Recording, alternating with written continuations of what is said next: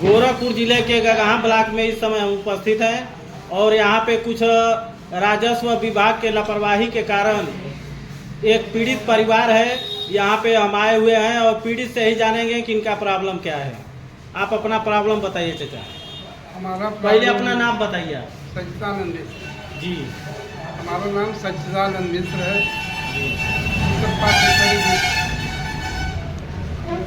ग्राम डूमरी में हमारी जमीन थी, इस पर हमारी मकान 63 से बनी थी।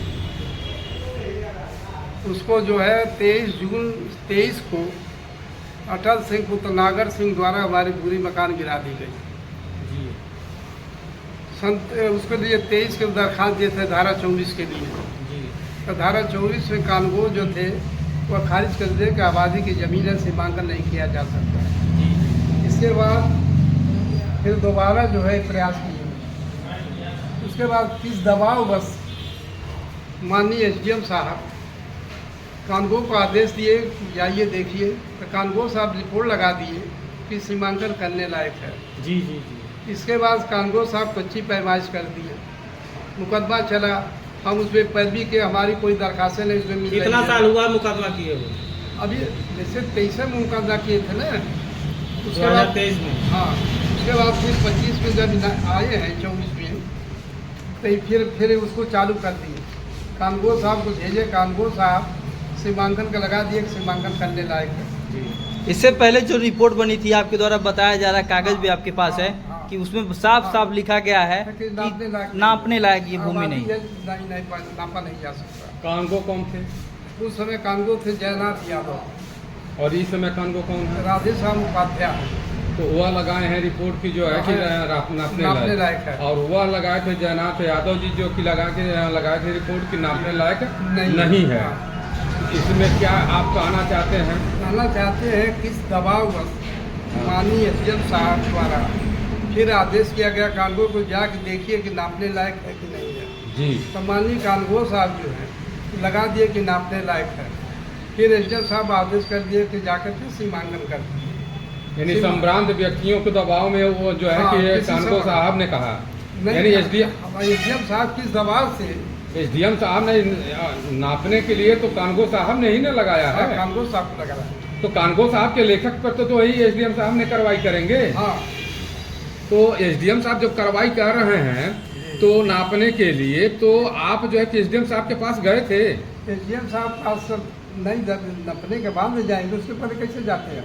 अपना अपील जो है लेकर वह कागज जाएंगे कि नहीं जाएंगे SDM साहब? मुकदमा में पैरवी किए। अच्छा। लेकिन हमारे फाइनल में नहीं, हमारा जवाबदेही नहीं कुछ मिल रहा है। जवाबदेही नहीं कुछ मिल रहा। उसके बाद हमारे खिलाफ फैसला हो गया। कल नापने के लिए कह रहे हैं पक्की पैमाइश।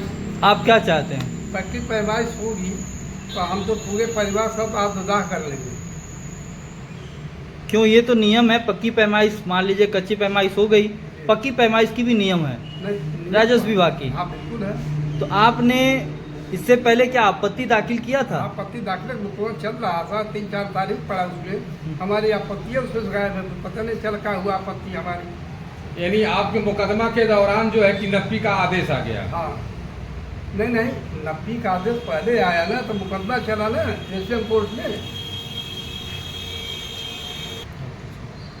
क्या लगता है किस प्रकार से आपकी, आप जो बता रहे हैं आपके द्वारा कि भाई हमने आपत्ति दाखिल किया, लेकिन हमारी आपत्ति उसमें है ही नहीं है। क्या हो गया हमको नहीं पता है। आप आपत्ति दाखिल किए थे? ठीक है, आप इनसे जस्ट बगल में इनके परिवारजन के लोग, क्या मामला है सर, विस्तार पूर्वक बताइए। जी, ये हमारा मामला है। हमारा पहले वहाँ स्कूल चलता था और सन 63 से हमारी मकान थी।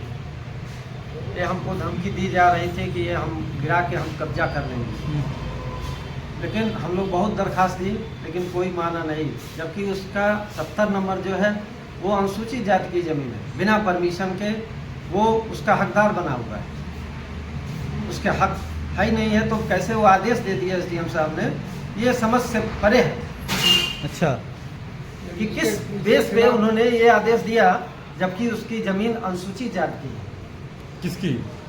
जो उसके 70 नंबर रकबा है। 70 नंबर विपक्षी आपके हैं? विपक्षी हमारे हैं अटल सिंह अच्छा। पुत्र नागर सिंह।